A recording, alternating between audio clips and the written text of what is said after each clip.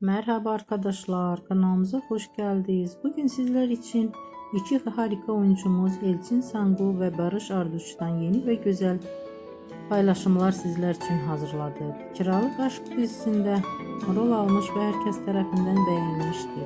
Biz de sizler için onların güzel ve romantik karelerini hazırladık. Bu videoların devamlı gelmesini istiyorsanız kanalımıza abone olup yorum yazmayı